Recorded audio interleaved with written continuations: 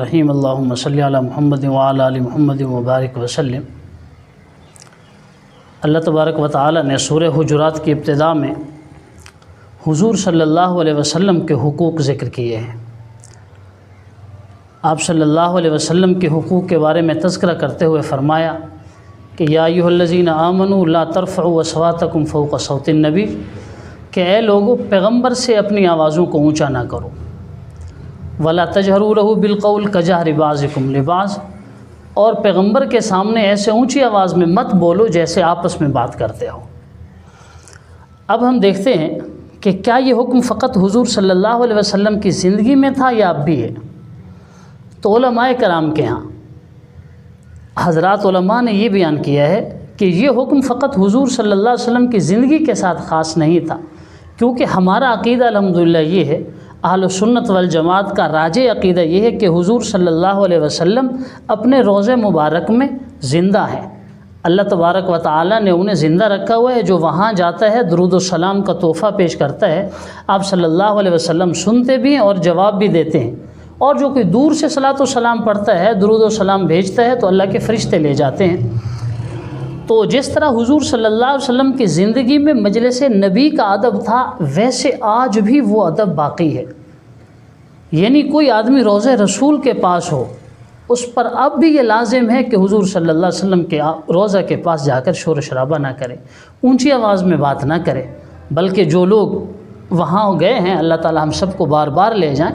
آپ لوگوں نے وہاں دیکھا ہوگا کہ خانہ کعبہ کی کیفیت ذرا جلال والی ہے۔ یہاں شور شرابہ ہے، لوگ التجائیں کر رہے ہیں، گڑ گڑا رہے ہیں، دعائیں مانگ رہے ہیں، رب کی تجلی بیت اللہ پہ اتنی پڑ رہی ہے کہ وہاں سردیوں کے موسم میں بھی خوب گرمی ہے۔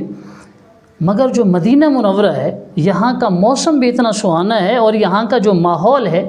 کہ کوئی آدمی مسجد نبوی میں قرآن کی تلاوت بھی کر رہا ہے، آپ دیکھیں گے وہ آہستہ آواز میں، دل میں بالکل آہستہ آہستہ پڑھ رہا ہے، یعنی جیسے اللہ کی رحمتوں کا نزول ہو رہا ہو۔ اور بلا شبہ حضور صلی اللہ علیہ وسلم کے روضہ مبارک پر بیک وقت 70,000 فرشتے آتے ہیں، درود و سلام کا تحفہ پیش کرتے ہیں، پھر دبے پاؤں ادب احترام کے ساتھ واپس چلے جاتے ہیں۔ تو آپ صلی اللہ علیہ وسلم کا روضہ مبارک، آپ کا گھر مبارک، آپ وسلم کی مسجد مبارک، آپ کا منبر، یہ جو سارا عرصہ ہے، اس کے بارے میں حضور صلی اللہ علیہ وسلم نے فرمایا ما بین بیتی و منبری روضۃ من ریاض الجنہ، کہ یہ جنت کا ٹکڑا ہے، میرے گھر سے لے کر میرے منبر تک، جہاں حضور صلی اللہ علیہ وسلم جمعہ پڑھاتے تھے، عید پڑھاتے تھے، یعنی خطبہ دیا کرتے تھے، جہاں آپ وسلم نماز پڑھاتے تھے، یہ جو مسجد نبوی ہے، اچھا پھر یہ اتصال ہے، توسیع جہاں جہاں ہوتی جائے گی وہ سارا اس پر حکم لگتا جائے گا۔ تو اس کا ادب اب بھی ہر مسلمان پر فرض ہے کہ بلکہ اس سے ہٹ کر، وہ تو مدینہ منورہ کی بات ہے، وہ تو مسجد نبوی کی بات ہے، اگر ہم یہاں پاکستان میں بھی بیٹھے ہیں اور حضور صلی اللہ علیہ وسلم کا ذکر خیر چل رہا ہے، آپ کی احادیث پڑھی جا رہی ہیں، آپ کی سیرت بیان ہو رہی ہے، آپ صلی اللہ علیہ وسلم کے فرامین پڑھ کے سنائے جا رہے ہیں، آپ کے عادات مبارکہ، آپ کے اخلاق عالیہ کی بات ہو رہی ہے، علماء نے لکھا ہے جس مجلس میں پیغمبر خدا کا تذکرہ ہو رہا ہے، اس مجلس کا احترام بھی فرض ہے۔ اب اتنے سارے فرائض کے بعد دیکھیے ایک اور مثال کہ ایک آدمی حج کرنے جاتا ہے، اس کے حج کے سارے ارکان مکہ میں ادا ہو جاتے ہیں، اس کا طواف بھی وہیں ہے، صفا مروہ کی سعی بھی وہیں ہے، اس کا قصر حلق بھی وہیں ہے، مقام مینا، مزدلفہ، عرفات، یہ سب کچھ مکہ اور اس کے ارد گرد میں ہے۔ مدینہ میں اس کے حج کا کوئی بھی رکن باقی نہیں ہے، مگر وہ یہاں پر حاضری دینے کے لیے آتا ہے۔ ایک آدمی عمرہ کرنے کے لیے جاتا ہے تو عمرہ کے سارے ارکان مکہ میں ادا ہوتے ہیں، مدینہ میں کوئی رکن عمرہ کا نہیں ہے، مگر جو مکہ مدینہ میں آتا ہے وہ یہاں پر حاضری دینے کے لیے آتا ہے۔ اور آپ کو پتہ ہے جو حاضر ہوتا ہے کسی حضور کے سامنے، کسی دربار میں، کسی بادشاہ کے پاس، کسی استاد کے سامنے، کسی پیر و مرشد کے سامنے جو حاضری دینے جاتا ہے، وہ مؤدب ہو کے جاتا ہے، وہ شور و غوغا نہیں کرتا۔ حضور صلی اللہ علیہ وسلم نے فرمایا کہ جو میری قبر کی زیارت کے لیے آتا ہے، میرے روضے کی زیارت کے لیے آتا ہے، من زار قبری وجبت لہ شفاعتی، میں اس کی ضرور بے ضرور شفاعت کروں گا، اس کی قیامت کے دن سفارش کروں گا، یہ لازم ہو گیا۔ گویا کہ جب ہم حج پورا کر چکے ہوتے ہیں مکہ میں، مدینہ میں جاتے ہیں تو اپنی شفاعت کے لیے جاتے ہیں، ہم عمرہ پورا کر چکے ہوتے ہیں مکہ میں، مدینہ میں جاتے ہیں تو اپنی شفاعت کے لیے جاتے ہیں۔ اپنی بدبختی سے بچنے کے لیے جاتے ہیں کہ کوئی آدمی مکہ میں جائے مدینہ میں نہ جائے وہ سب سے بڑا بدبخت ہے۔ تو جب مدینہ کے اتنے فضائل ہیں، مدینہ کے حضور صلی اللہ علیہ وسلم کے اتنے حقوق ہمارے ذمے ہیں، اس محسن انسانیت کے اتنے حقوق ہیں، تو پھر ان حقوق کا تقاضا ہے کہ پورے آداب کے ساتھ ان کی رعایت برتی جائے۔ کہ جب حضور صلی اللہ علیہ وسلم کی مسجد میں تلاوت اونچی آواز سے نہیں ہوتی، جب آپ صلی اللہ علیہ وسلم کے شہر میں دو آدمی اگر لڑ رہے ہوں، کسی بات پر بحث مباحثہ کر رہے ہوں، تیسرا آدمی یہاں آ کے کہہ دے کہ ہونا الرسول صلی اللہ علیہ وسلم، بھئی یہاں اللہ کے رسول موجود ہیں، وہ اپنا معاملہ چھوڑ دیتے ہیں، جھگڑا ختم کر دیتے ہیں۔ مدینہ کے قرب و جوار میں روضہ رسول کے ارد گرد میں لوگ سگریٹ نہیں پیتے، کیوں؟ کہ یہاں دھواں ہوتا ہے تو اللہ کے رسول کو تکلیف ہوتی ہے۔ جب سابقہ حکومتوں میں یعنی کہ ابتدائی دور میں، جنہیں ہم نجدی کہتے ہیں، اس زمانے کے لوگوں نے جب یہاں پر ایئر کنڈیشن کی تنصیب کا کام ہو رہا تھا اور وہاں کے انجینئرز نے بتلایا تھا حکمرانوں کو کہ جی یہاں جب اے سی لگیں گے تو ان سے ایک سمیل نکلتی ہے جو گیس یا پانی کی شکل میں ہوتی ہے، تو انہوں نے کہا ٹھیک ہے انہیں دور لے جاؤ، تو تقریباً 12 میل دور ان کے وہ پلانٹ لگائے گئے تاکہ یہ جو بو آتی ہے، یہ سمیل، یہ بھی اللہ کے رسول صلی اللہ علیہ وسلم کو تکلیف نہ پہنچائے۔ تو لوگوں نے مدینہ کا اتنا احترام کیا، حضور صلی اللہ علیہ وسلم کے شہر کا، آپ کی مسجد کا اتنا احترام کیا، بلکہ لوگوں نے تو یہاں تک لکھا ہے کہ جو اچھی نسل کا کتا ہے وہ بھی مدینہ میں نہیں بھونکتا، مدینہ کے کتے بھی ادب والے ہیں۔ کل بدقسمتی سے ہمارے پاکستانیوں نے، ہمارے پاکستانی ووٹرز نے، ہماری سیاسی جماعتوں کے کارندوں نے وہاں پر جو گھٹیا حرکت کی ہے، ایک تو پاکستان کا جو امیج بننا تھا وہ خراب ہوا کہ پوری دنیا کے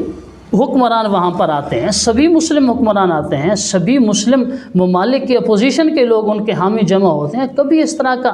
حرکت کا نظارہ نہیں ہوا جو کل ہوا ہے کہ کچھ لوگوں نے کمینگی کی حد کر دی، بے شرمی کی انتہا کر دی، اور اللہ کے نبی صلی اللہ علیہ وسلم کے روضے کے پاس ٹھہر کر وہ شور شرابہ کیا، مسجد نبوی کی توہین کی، اپنے مخالفین کو پکڑا، ان کے بال کھینچے، ان کے خلاف نعرے بازی کی۔ یعنی کہ ان کے بارے میں تو کہا جاتا ہے کہ یہ تو وہ مقدس جگہ ہے کہ ادب گاہیست زیر آسماں از عرش، کہ اللہ تعالیٰ کے آسمان سے لے کے نیچے اللہ کے عرش تک، یہ کائنات میں سب سے بڑی ادب کی جگہ یہ ہے کہ نفس گم کردہ میں آیت جنید و بایزید اینجا، یہ وہ جگہ ہے کہ جہاں حضرت جنید بغدادی اور حضرت بایزید بسطامی جیسے بزرگ بھی آ جائیں تو وہ سانس بھی لیتے ہیں تو ادب کے ساتھ لیتے ہیں،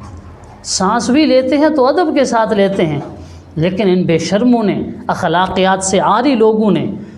اتنی کمینگی کے انتہا کی ہے۔ یعنی پہلے ہم سوچتے تھے کہ جب دجال آئے گا کہ یوں بھی ہو سکتے کہ آدمی خدا کو چھوڑ کر دجال کے پیچھے لگ جائے،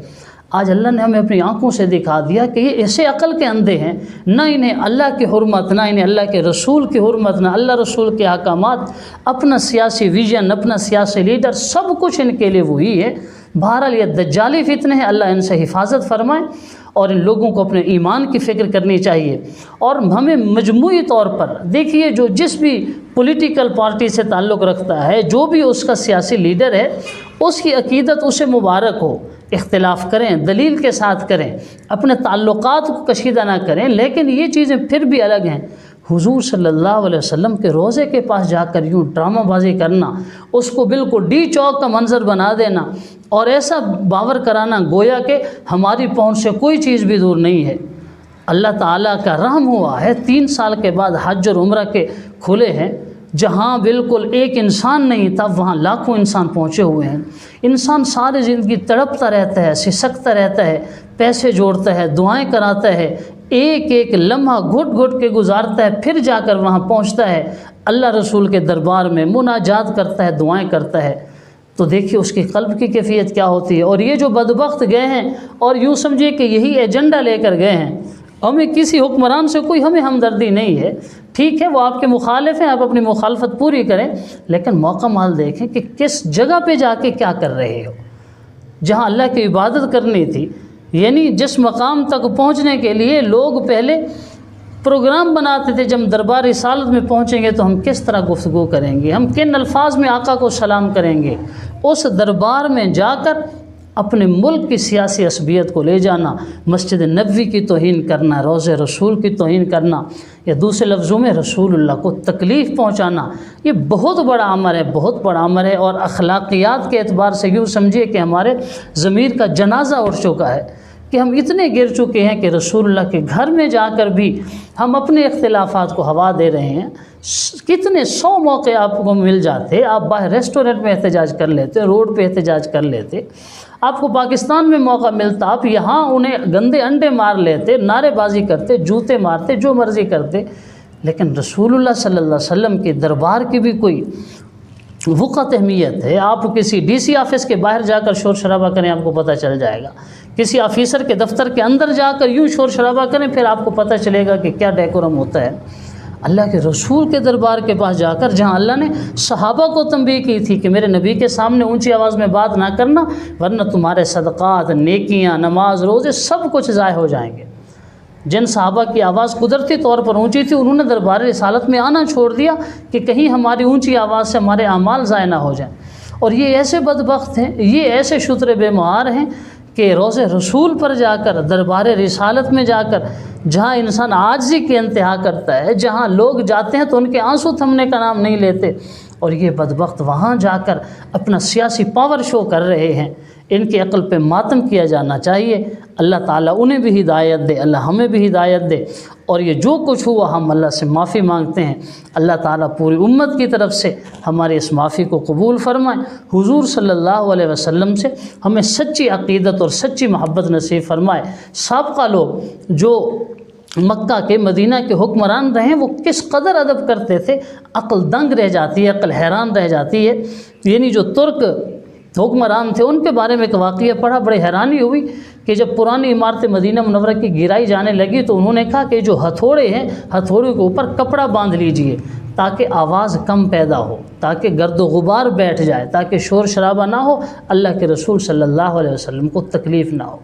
مدینہ منورہ میں تو کوئی گاڑی والا ہارن بھی نہیں بجاتا، اللہ کے رسول کو تکلیف ہوتی ہے۔ وہاں اگر کوئی دودھ بیچنے والا دودھ بھی بیچ رہا ہے تو حلیب حلیب کی آواز کے ساتھ کہہ رہا ہے صلو علی الحبیب، کہ بھئی یہاں تو ایک ہی مشغلہ ہے کہ آقا پر درود و سلام پڑھتے رہو، درود و سلام پڑھتے رہو۔ اور وہاں جا کر بھی اگر ہم نے نیکیوں کی بجائے گناہ کمانے ہیں تو یقین جانیے اس سے بہتر تک ہم نہ جاتے۔ اللہ تعالیٰ عقل سلیم عطا فرمائے، اور من حیث القوم ہمارے ذہنوں پر جو ہر چیز سے حاوی یہ سیاست ہو چکی ہے، اللہ ہمیں اس سے بھی محفوظ فرمائے۔ اللہ عقل سلیم عطا فرمائے۔ السلام علیکم۔